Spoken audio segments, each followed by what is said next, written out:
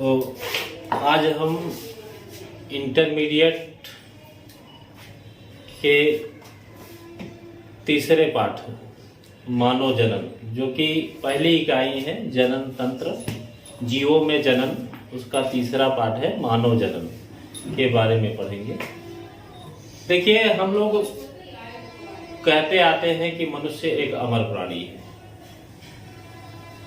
परंतु वह मरने से पूर्व अपनी जैसी संतानों को पृथ्वी पर छोड़ जाता है और इसी कारण से हम अमर प्राणी जरूर कहते हैं, लेकिन अमर है नहीं, अपनी जैसी संतानों को छोड़ जाता है, क्योंकि शरीर जो है नाशवान होता है, नश्वर होता है। तो मानव जन्म पढ़ेंगे। पृथ्वी पर 13 लाख से ज्यादा जंतुओं की जातियां पाई जाती हैं और सभी जंतुओं में किसी न किसी प्रकार से जनन होता है। निम्न कोटि के जंतुओं में कायिक जनन, वर्धी जनन, यह तरीके पाए जाते हैं। लेकिन जो उच्च श्रेणी के जंतु होते हैं, जिसमें मनुष्य सबसे संसार का विकसित प्राणी माना जाता है, इसमें लैंगिक जनन ही जनन का एक तरीका है। तो लैंगिक जनन के आधार पर मनुष्य एक लिंगी प्राणी है, एक लिंगी प्राणी।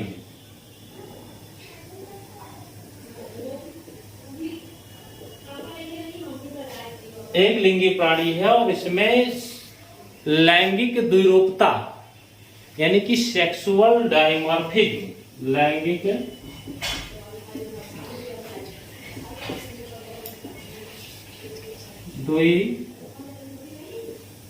द्विरूपता, सेक्सुअल डायमॉर्फिज्म, सेक्सुअल डायमॉर्फिज्म,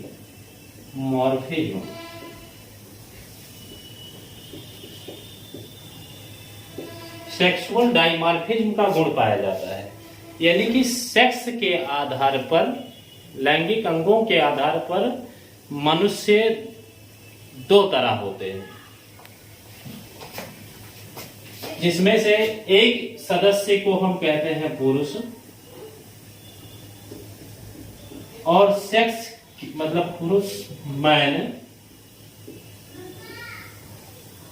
और सेक्स के आधार पर जो दूसरे सदस्य होते हैं उनको इस तरीके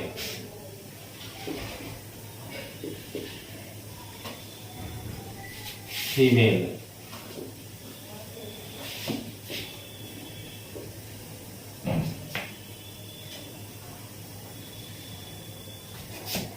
अब एक एक करके हम लैंगिक जनन में पुरुष के जननांग का अध्ययन करेंगे, उसके बाद स्त्रियों में पाए जाने वाले जननांग और उसके सहायक जननांगों का अध्ययन करेंगे। तो सबसे पहले पुरुषों के जननांग की बात करते हैं। तो पुरुषों में जो मुख्य जननांग होता है वो होता है वृषण,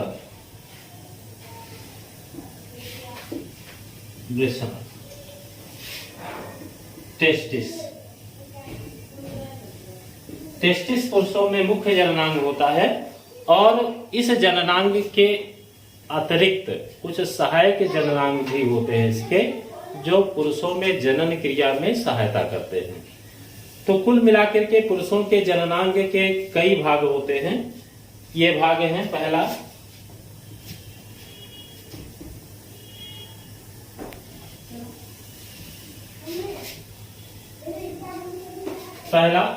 वृषण कोश,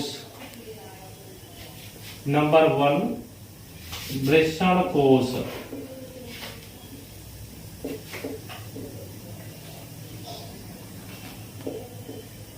इसको हम स्क्रोटल सैक या टेस्टिस सैक, स्क्रोटल सैक या और टेस्टिस सैक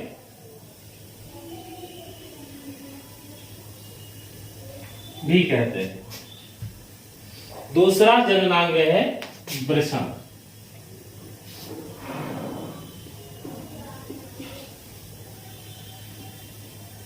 टेस्टिस।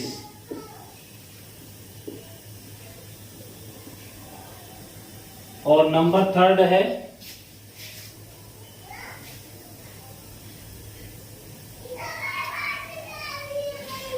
अधिवृषण।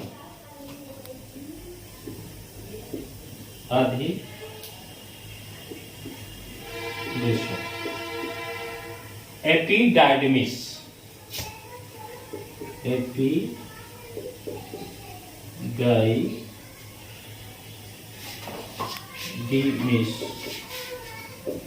एपिडाइडमिस।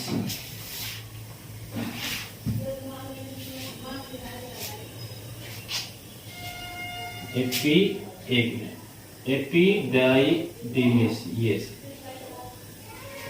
और चौथा है शुक्रवाहिनी।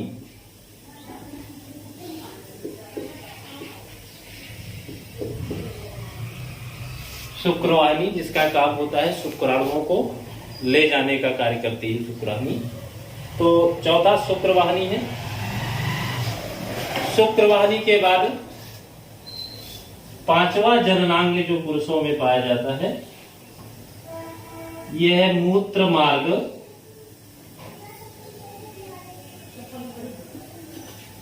मूत्र मार्ग एवं शिश्न। मूत्र मार्ग को यूरेथ्रा बोलते हैं, यूरेथ्रा एंड पेनिस।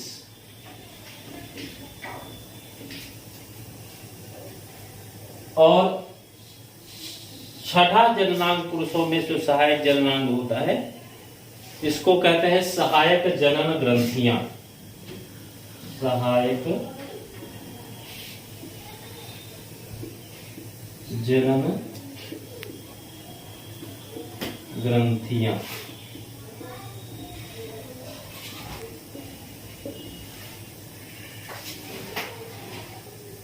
जो शुक्राणुओं के निर्माण, शुक्राणुओं के स्खलन आदि में सहायता करती हैं। इनको एसेसरी सेक्स ग्लैंड कहते हैं। Accessory sex gland, accessory sex glands. अब पुरुषों में मुख्य रूप से 2 सहायक जनन ग्रंथियां होती हैं। एक ग्रंथि होती है जिसको हम काउपस की ग्रंथि कहते हैं और दूसरी ग्रंथि होती है प्रोस्टेट ग्रंथि। तो अब इसमें हम एक एक करके इसका अध्ययन करेंगे। सबसे पहले वृषण कोष।